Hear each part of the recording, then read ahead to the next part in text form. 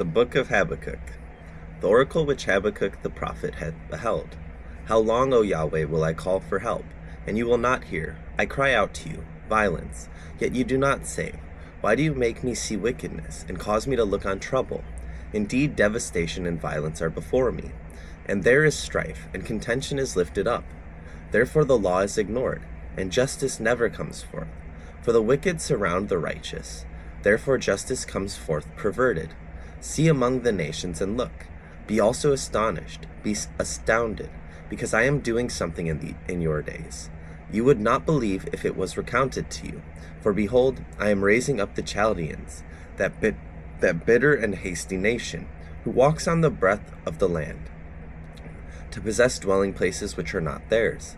They are dreaded and feared. Their justice and exaltation come forth from themselves. Their horses are swifter than leopards, and sharper than wolves in the evening. Their horsemen come galloping, their horsemen come from afar. They fly like an eagle swooping down to devour. All of them come for violence. Their horde of faces moves forward, and they gather captives like sand, and they mock at kings, and rulers are a laughing matter to them. They laugh at every fortress, and heap up dirt and capture it.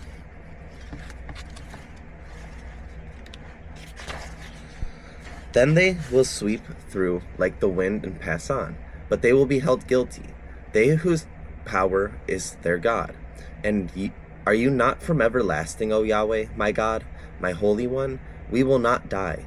You, O Yahweh, have placed them to judge, and you, O Rock, have established them to reprove. Your eyes are too pure to see evil, and you cannot look on trouble. Why do you look, or those who deal treacherously? Why are you silent when the wicked swallow up those more righteous than they? And you have made man like the fish of the sea, like creeping things without a ruler over them. The Chaldeans bring all of them up with a hook, drag them away with their net, and gather them together in their fishing net. Therefore they are glad and rejoice. Therefore they offer a sacrifice to their net, and burn incense to their fishing net. Because though these things, their portion is rich, and their food is fat, will they therefore empty their net, and continually kill nations without sparing? I will stand on my guard post, and station myself on the fortification, and I will keep watch to see what he will speak to me, and how I may respond when I am reproved. Then Yahweh answered me and said, Write down the vision, and write it on tablets distinctly, that the one who reads it may run. For the vision is yet for the appointed time. It pants towards its end, and it will not lie. Though it tarries, wait for it, for it will certainly come, it will not delay. Behold, as for the proud one, his soul is not right within him, but the righteous will live by his faith. And indeed wine betrays the haughty man, so that he does not stay at home. He enlarges his appetite like Sheol, and he is like death, never satisfied. He also gathers to himself all nations, and assembles to himself all peoples. Will not all of these lift up a taut song against him, even satire and riddles against him, and say, Woe to him who increases what is not his for how long, and makes himself rich with loans? Will not your creditors rise up suddenly, and those who make you tremble awake? Indeed, you will become spoil for them, because you have taken many nations as spoil. All that is left of the peoples will take you as spoil, because of human bloodshed, and violence done to the land, to the town and all its inhabitants. Woe to him who is greedy for evil gain, for his house to put his nest on high, to be delivered from the hand of evil. You have counseled a shameful thing for your house, by cutting off many peoples. So you are sinning against your own soul. Surely the stone will cry out from the wall, and the rafter will answer it from the framework. Woe to him who builds a city with bloodshed, and founds a town with injustice. Is it not, behold, from Yahweh of hosts, that people toil for fire, and nations grow weary for nothing? For their earth will be filled with the knowledge of the glory of Yahweh, as the waters covered the sea. Woe to you who make your neighbors drink, who mix in your venom even to make them drunk, so as to look on their nakedness. You will be filled with disgrace rather than glory. Now you yourself drink and expose your own nakedness. The cup in Yahweh's right hand will come around to you, and utter disgrace will come upon your glory. For violence done to Lebanon will cover you, and the devastation of its beasts by which you terrified them, because of human bloodshed and violence done to the land, to the town and all its inhabitants. What profit is the graven image, when its maker has engraved it, or a molten image, a teacher of lies? For its maker trusts in his own making, when he fashions speechless idols. Woe to him who says to a piece of wood, Awake, to a mute stone arise, and that is your teacher. Behold, it is overlaid with gold and silver, and there is no breath at all inside it. But Yahweh is in his holy temple. Look, let all the earth be silent before him.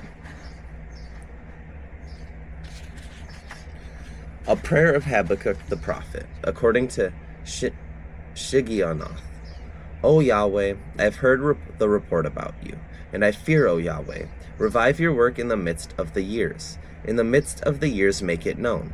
In rage remember compassion. God comes from Teman, and the Holy One from Mount Paran. His splendor covers the heavens, and the earth is full of his praise. His brightness is like the sunlight. He has rays flashing from his hand, and there is the hiding of his strength. Before him goes pestilence, and plague comes after him. He stood and measured out the earth. He looked and startled the nations. So the perpetual mountains were shattered. The ancient hills collapsed. His ways are everlasting. I saw the tents of Cushan under wickedness. The tent curtains of the land of Midian were trembling. Did Yahweh's fury burn against the rivers? Or was your anger against the rivers? Or was your wrath against the sea, that you rode on your horse, on your chariots of salvation?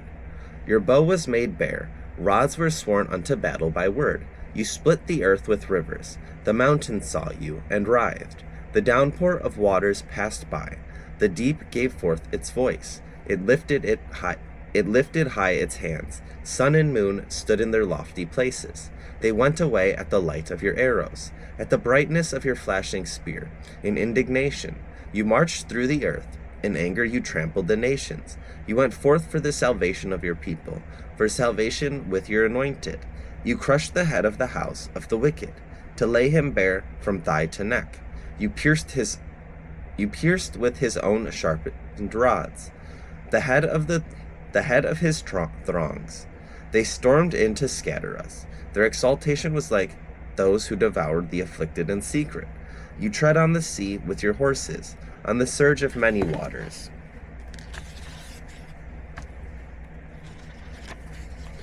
I heard, and my inward parts trembled. At the sound my lips tingled. Decay enters my bones, and in my place I tremble, because I must wait quietly for the day of distress, for the people to arise who will invade us. Though the fig tree should not blossom, and there be no produce on the vines, though the yield of the olive should fail, and the fields yield no food, though the flock should be cut off from the fold, and there will be no cattle in the stalls, yet I will exult in Yahweh. I will rejoice in the God of my salvation. Yahweh, the Lord, is my strength, and he has set my feet like hinds' feet, and makes me tread on my high places, for the choir director of my stringed instruments.